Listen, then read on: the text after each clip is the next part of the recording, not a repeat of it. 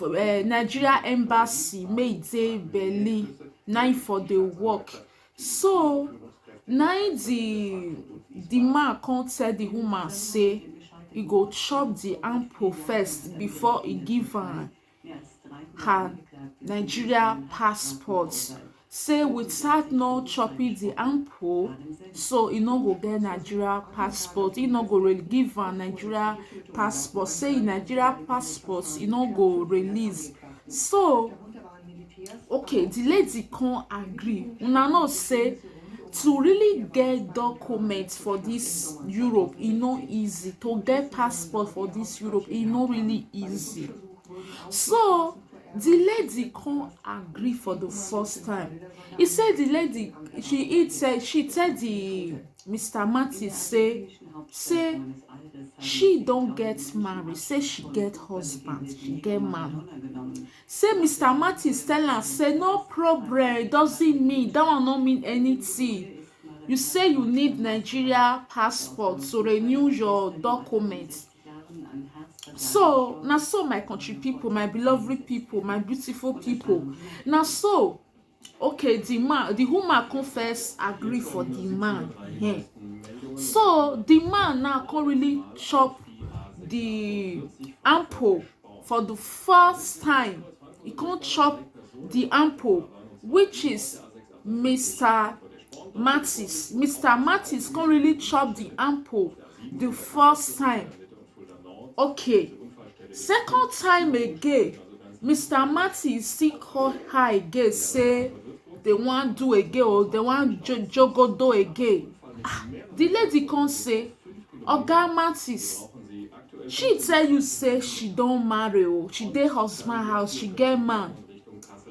Because of passport, you first of all you chop her ample for the first time. Second time again, Mr. Mattis come still tell her say no problem, forget, you thought say you need Nigeria passport to renew your documents.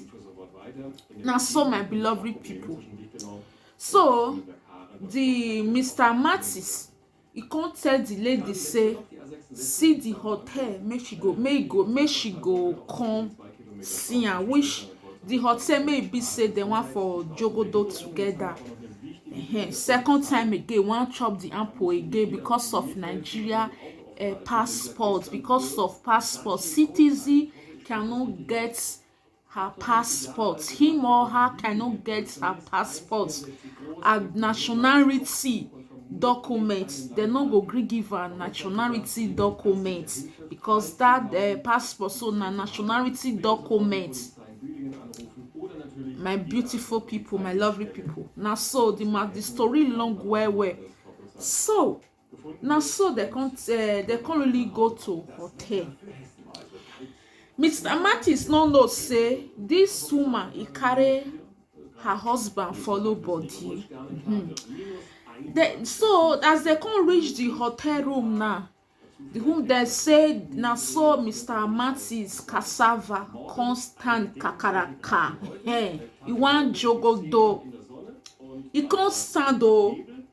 As the one can't do now, the one do. As he can't really set, the one really jogodo. Mr. Mattis want really jogodo the woman again, second time again. The thing now those strong kakaraka. Now so he can't hear voice. They say Mr. Mattis open the door. Say now so Mr. Mattis can't shock. It can't be like he dodo. May so quiet. Hey, my beloved people. Now so Mr. Mattis can't be like he dodo. May so quiet. That cassava so may don't raise well say you want chop ample second time again because it be like say the ample for the first time is sweet Mr. Mattis well. So that is why I say second time again he can't order for it again. So my people, it be like say for the first time Mr. Mattis he enjoyed the ample well. Be like say it sweet Mr. Mattis well. Because of that again Mr. Mattis, he come ask for it again. He come talk say he wan chop the ample second time again, but the agreement wey dem make together, he no gree give the woman.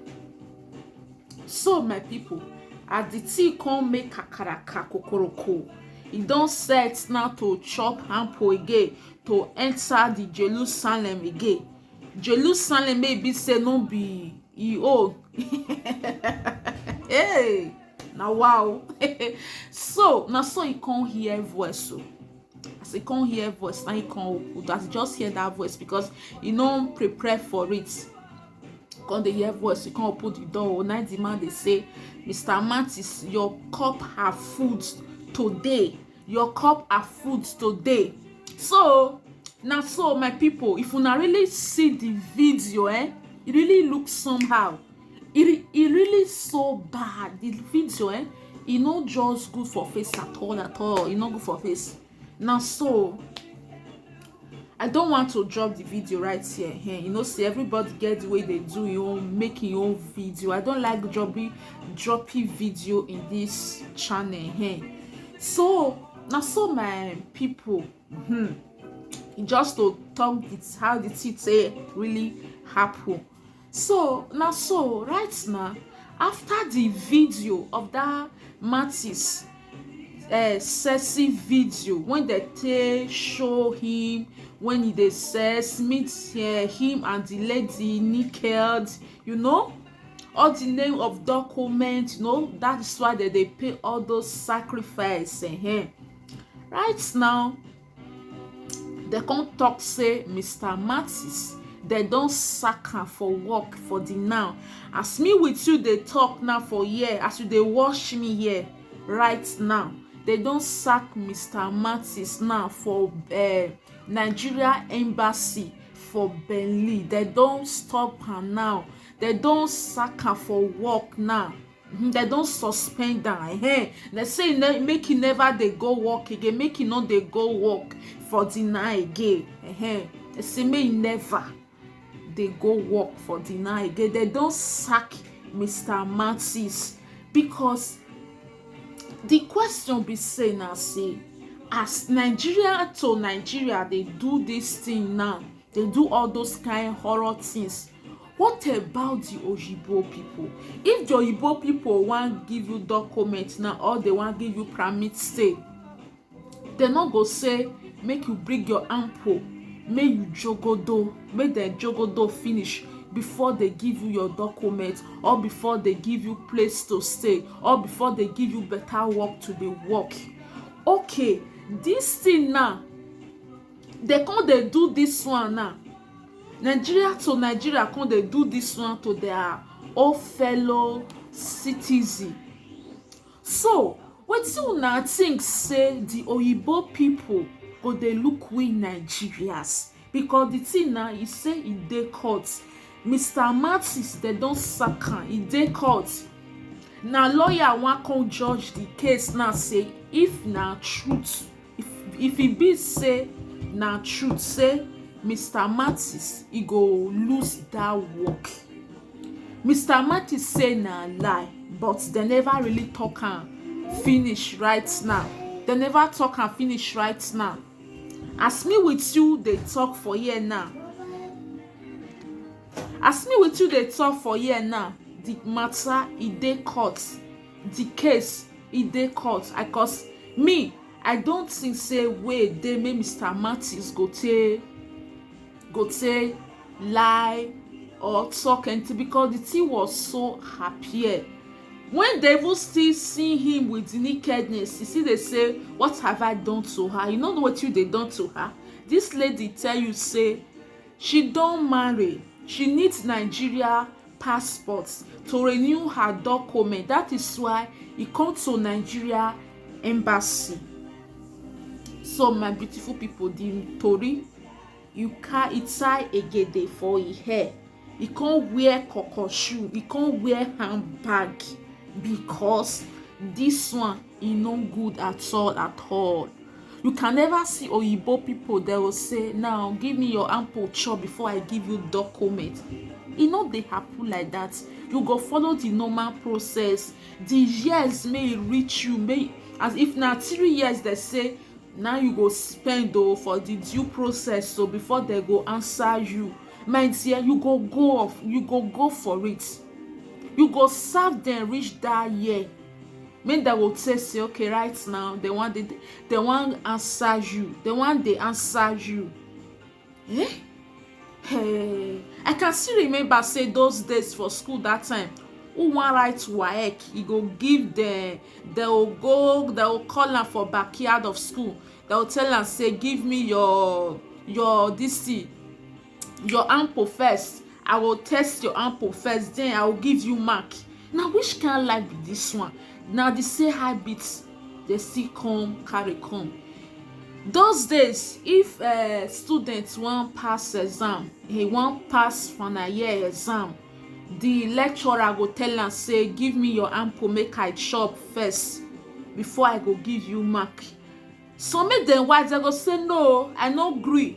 Then this thing go say no level, you no go pass your exam. This thing make me dey talk now, e happen for my eye, korokoro eye. Those days make me dey school. One of my girlfriend when we wan write our final year exam, the uncle say na so he wan chop him ample, say he wan chop her ample. Now my girlfriend say God forbid, I rebuke you in the name of Jesus. Really they can't really get problem. Because of that, my friends have to go find another school, go enroll for there, go do it final year. Hey. So my beautiful people, if they can't bring this idea, this all the days mentor, consider do am for western world, consider do am for national city. How na think say oyibo people would they look us? No respect again, no value. Na so na they do one. Hey, my people. So to cut the story short, they talk say right now, Mr. Amantis, they don't suspend them for work. As in, after him sexy video was reviewed, was showed to the world, because including me, I see that video. I will still get her for my telephone till today, till tomorrow. I don't delete her. Wait, see our people make that be said they call our lenders.